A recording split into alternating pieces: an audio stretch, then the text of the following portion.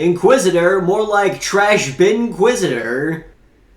Am I right? Inquisitor, more like Sinquisitor, am I right? Inquisitor, more like Inquisitor, am I right? Well, it surprised you guys to know that I accidentally deleted the original intro to this video. Inquisitor was a limited edition VHS released by Games Workshop in 1996, following the investigation of a Necronopolis by Captain Darius and Inquisitor Krieger, starring Mark Fenn and Mike Dwerryhouse respectively. Eventually, like all things eventually will, it leaked onto the internet, which is why this video is going to look like ass. Considering I'm ripping this straight from YouTube, a site which already has a tendency to compress videos straight to hell and back.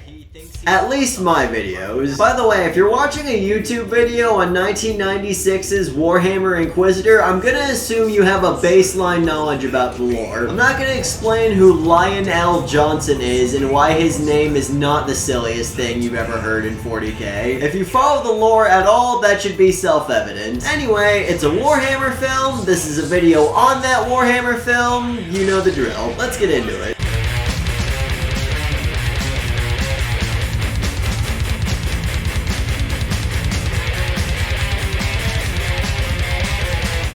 With some badass 90s rock music, before descending into an important montage of some statues.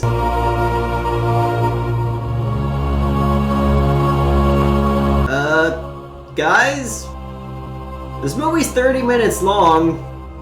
We kinda don't have the time to waste here. It's like the old saying goes, why have an actual intro to your movie when you can just slap strobe lights on a gargoyle? We finally transition to an Imperial ship exiting warp space, and believe it or not, I actually like how the effects look here. The fact that the shitty effects make space look like a flat 2D surface actually kinda helps with the uncanny valley factor. I like the idea of exiting warp travel being literally like opening a window in space. Of course, I'm not sure why they had to show us the effect 4 or 5 times. That probably could have been cut out. And because I'll be 9 years old forever, I'm gonna have to put these sound effects over this scene.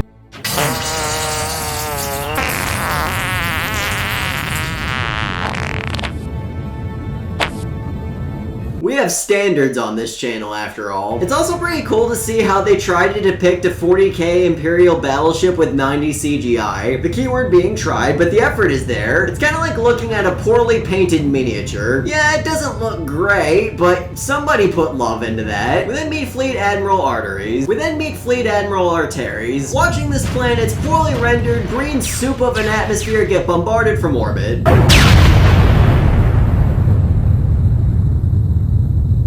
However, he's interrupted from this riveting Windows screensaver as he's warmly greeted by Captain Darius of the Dark Angels. Ah, Darius, you may help solve an important mystery for the Imperium. How we may best serve the Emperor. This is the only mystery which concerns us, Admiral. Unfortunately, since it doesn't seem like they mic'd their actors properly, it looks like it's gonna fall onto me to put captions in certain places. I'll tell you what you do, you just take them damn spark plugs out in that little hole, you just put it all around there, just like Bobby Unser says, just like it go boom, boom, just like that.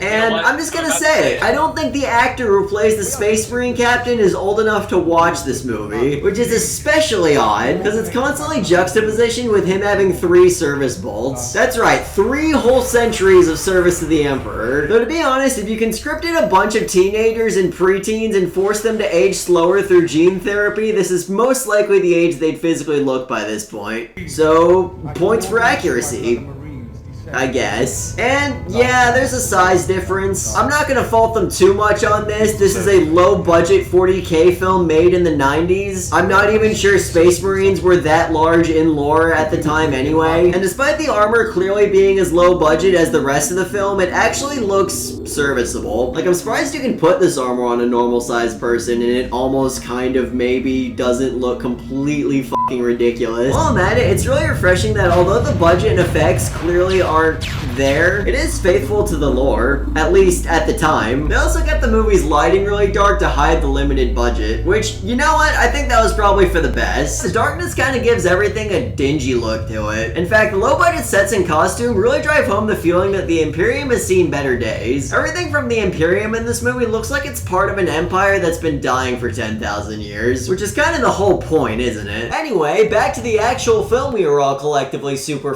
engrossed in. It turns out their ship is in orbit around Daenerys Prime. Darius relays the story of the last time the Dark Angels visited this planet, telling the tale of how an Inquisitor requested a Dark Angel squad accompany him down to the planet's surface, with only the Inquisitor returning alive with a mysterious artifact in tow. What was this Inquisitor's name? Krieger.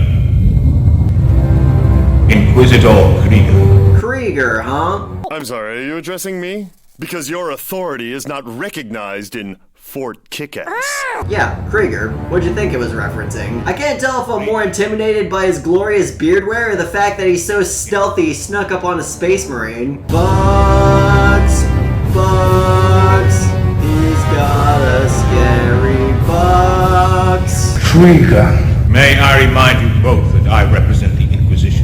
Wow, Inquisitor Krieger represents the Inquisition? Somebody call the Grey Knights, I think I've detected a heresy. Anyway, seeing as their attempts at recovering artifacts went so well the first time, Inquisitor Krieger wants to try the same exact plan again. Now I know why they call him Krieger. He's the Napoleon of human wave tactics. Captain, I shall require a squad of Marines on a shuttle in less... Let me remind you that I am in command of the Emperor's Marines on this mission, Inquisitor. Don't make me tell Mom on you. The Dark Angels are not as disposable as they have seemed in the past.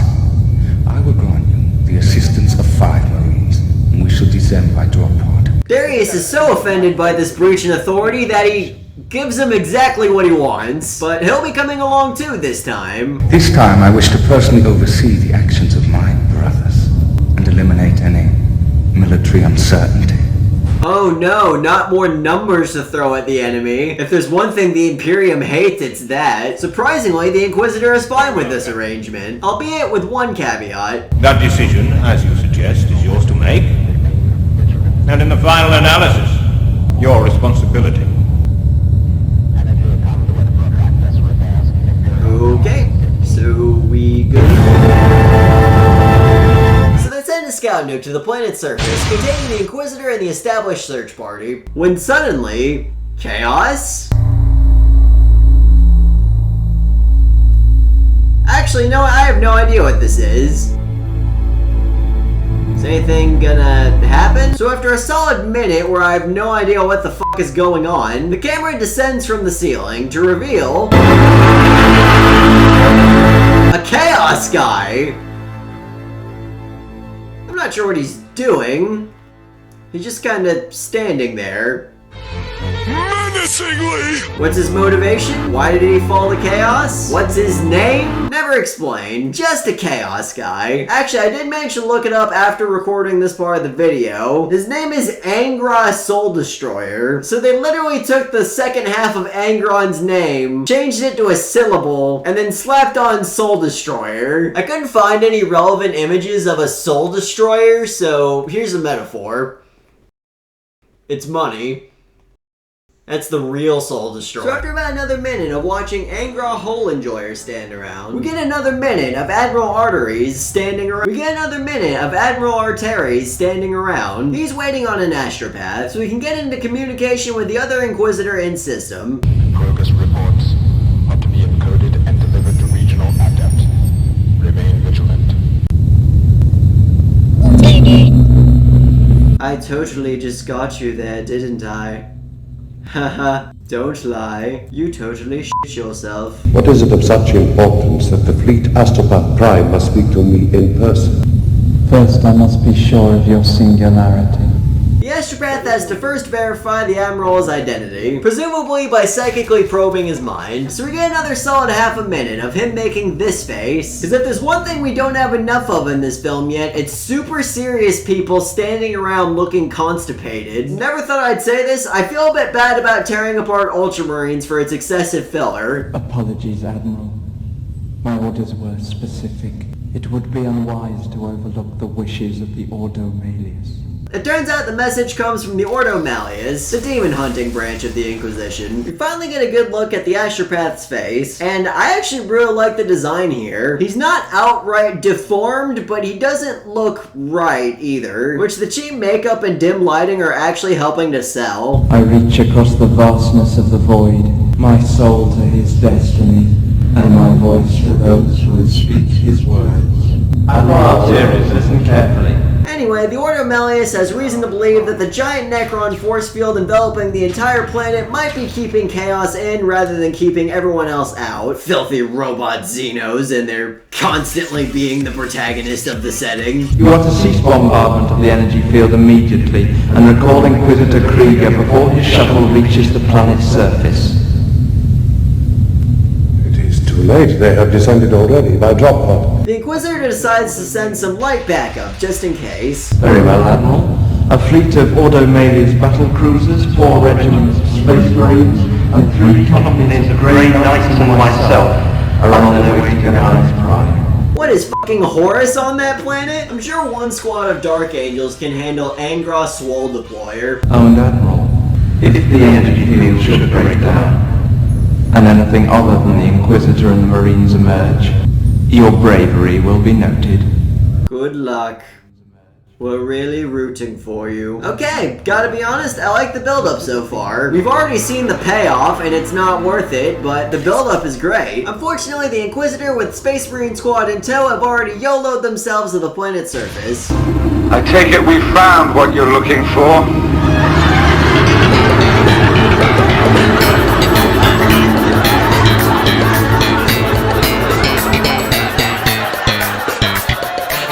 Wait, hang on a second. You guys have got it backwards. The Inquisitor needs to be wearing the gas mask and the Space Marine should be having no problems with the air. Did they just swap the characters' wardrobes? Is that why the actor for the Space Marine seems so young? You know what, now that I think about it, if you swap the actors for the characters, it'd probably fit a lot better. By the way, yes, that's a Necron obelisk, and no, they never say it's a Necron obelisk. Which, if you're unfamiliar with that part of the lore, it adds mystique. If you are familiar with that part of the lore, hey, cool, it's the Necron. The film shows us inside the Necron obelisk, where we finally get some words from Angry Sodomizer. I have not felt the blood rise for many years.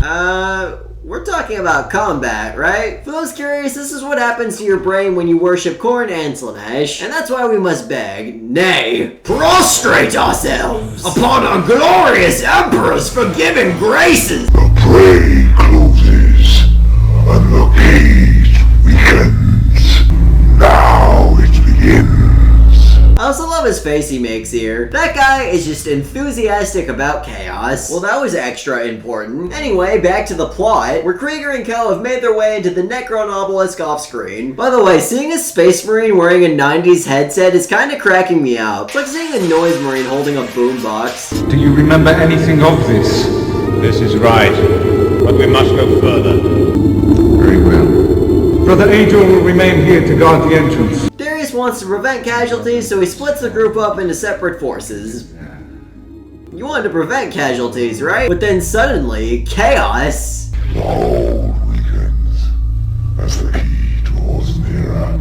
It's time our presence was felt. Blood for the blood god. Uh-huh, yep, very interesting. Yep, this armor still looks awesome. We interrupt another 5 minutes of standing around with the greatest thing I have ever seen in my life.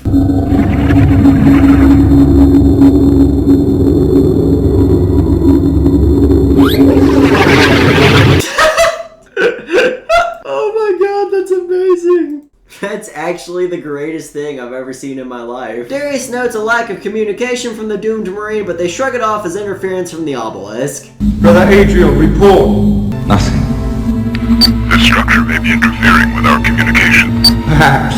Now this could be trouble. Better split up and search for clues. Return to his last position and appraise the situation. Report back with the status summary. Yes, brother. Yes, brother. Fucking idiot. What was that quote you used earlier? The Dark Angels are not as disposable as they have seemed in the past. If anyone is going to be throwing our Marines' lives away, it is going to be me. They're Space Marines. And Dark Angels at that. I'm sure they'll be fine. So after walking back about 30 feet, both of them get picked off almost immediately. Meanwhile, Captain Darius hears bolter fire and decides they must go back. Let's bolter fire! We must go back! Okay, I guess we can leave then. Or keep following him further. Wouldn't want to lose one of the Imperium's finest warriors. Going after that dumbass Inquisitor. The firefight itself is actually extremely impressive for the budget we've been shown so far. I like the detail of the Dark Angels shouting before outright unloading their bolter clips into a wall. The bolters sound like they're firing loaded cannons at each other. The weapons designs are not incredibly realistic looking, but the design itself is great. The muzzle flashes look like shit, but they actually made it look like bullets were impacting off their armor in a realistic way. And even went so far as to light one of the suits on fire with someone still in it, which depending on if they followed proper safety precautions is either a good thing or a really bad thing. I actually really like what they depict here. The Dark Angels are holding out until another Chaos Hole opens. That's what I'm calling them from now on. Chaos Holes. It's really the only thing that fits. We then cut back to Krieger and Darius, with Krieger remembering that this is a Chaos containment field. Now I remember. It's a chaos containment field. I found it on the last mission here. Weird. I wasn't aware he'd forgotten anything. That would have been helpful information for the film to clue us on, but it didn't. Did he have amnesia? Was the warp messing with his mind last time? I don't know. While we're at it, what's that Chaos fellow's name? The energy field around the planet is a secondary defense. Krieger, we are in trouble here. Unfortunately, it looks like the heretics were one step ahead of them. Their last surviving Dark Angel squad mate gets grabbed by a Corn Berserker, who then teleports the poor Dark Angel away to finish him off. Just like a sneaky Corn Berserker to do. Not before tanking a headshot to the dome, of course. It actually is exactly like a Corn Berserker to do. However, before Darius can kill more Cornites... No, my hand! Oh my god, this is so painful! There is nothing I can do here! This is almost as bad as the time they ripped off all my skin to insert cables underneath, with no anesthesia, I might add. But the pain is just too much! Too much of the pain! So with Darius participating in a tactical kidnapping, it's like a tactical withdrawal, but less likely to work. And Angros Suckadonkey holding him hostage looks like they have a Mexican standoff. I remember you, heretic, and I'll not make the same mistake again. This time, I will be your end. This time, I'm finishing that Tetris game! The only thing Krieger can think of to get out of this situation is to insert the thing into another thing. No, I'm not just being lazy with my word choice there. They never quite explain what's going on, but it looks like they're on a timer as well, seeing as a coordinate demon is being summoned through a portal. Huh. He's looking a lot more orky than I imagined.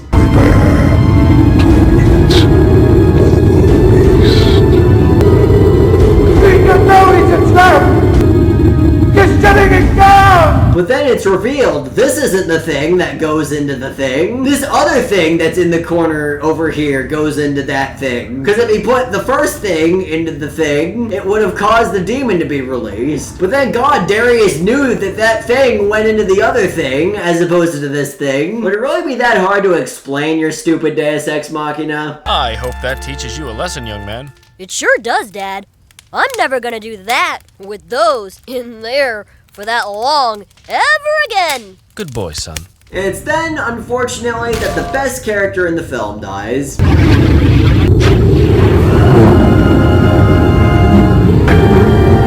I'm melting! I'm melting! I think I'm melting. Am I melting? Yep, I'm definitely melting. Melting!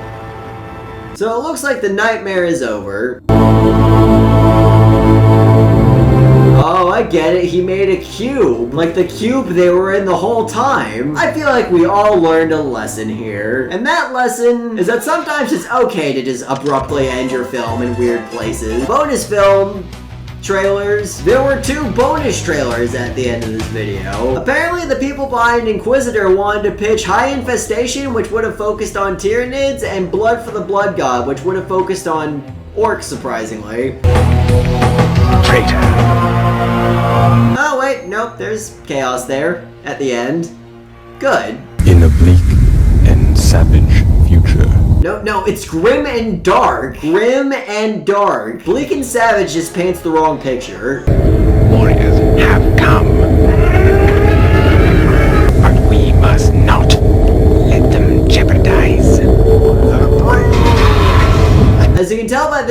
Scotland's pronunciation of the Brood. It's an absolute tragedy this film didn't get made. It looks like it would have been really fun. I want to see a live-action film where Space Wolf Terminators face off against Gene Stealer cults. The only thing that can make this better is if there were any chapter but the Space Wolves. We are the Emperor's mailed fist. I'd really love to get my hands on some of this lost footage here. At least I assume it's lost. How do you lose something that nobody's really been looking for? It's the ultimate hiding plan. I have met my enemy. It's an abomination. Yep. Those effects certainly are an abomination. Also, Blood for the Blood God. That's right, there were 2 trailers at the end of this video. Deep in the nightmare world of the 41st millennium. Nightmare World, it's grim darkness. Grim. There is only darknesses, darknesses. I actually think it'd be interesting if they stuck with the tradition of coming up with different adjectives to describe how horrible the 40k universe is. Blood for the Blood God does not look nearly as good as High Infestation, unfortunately. They're ripping off the theme for Killer Clowns from Outer Space.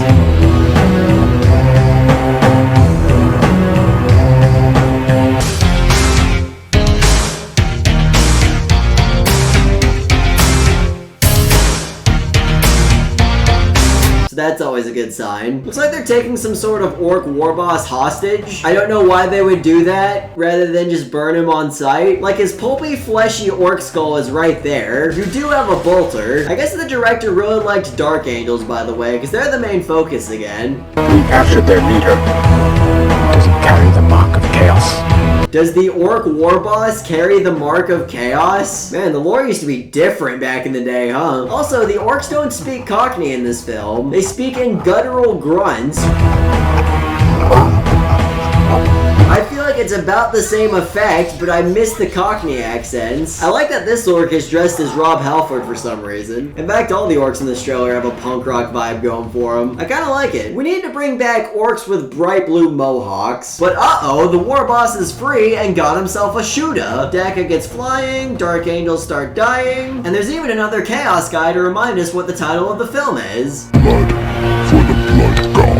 It's a film, or it could have been a film, if you just stopped beating around the bush and bought more Games Workshop miniatures. How dare you, sir? How dare you? You don't need to go to college. You don't have a mortgage to pay off. You know what you need? An Ultramarines Dreadnought. Finn.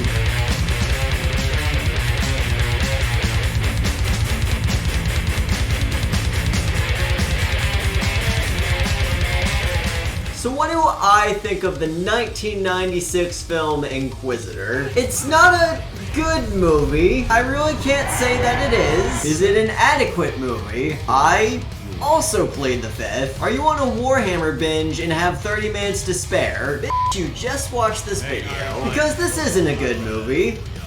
It's not. It's sloppily edited. The budget is non-existent. And I've already discussed the miking issues. But you know what? That Chaos guy was pretty fun, wasn't he? I liked the Astropath design. I thought the armor looked okay for being made out of tinfoil and popsicle sticks. It seems like the people who made it actually give a shit about Warhammer 40k. But you know what the best part about this film is? They didn't drag it out for an hour and a half. They had barely enough plot for a 20-minute film, and they stretched it out to 30. And I know for a fact there are some Scooby-Doo episodes I enjoy that had far less effort put in, so yeah, so you know what? I can't say I don't like this film. I give this movie half an Astartes out of 10, which I guess makes it ass, but I like it. I'm allowed to like things. Alright, this video is turning out to be longer than the actual film, so I gotta get this wrapped up. Here's my junk notes. I couldn't figure out how to transition into the video organically.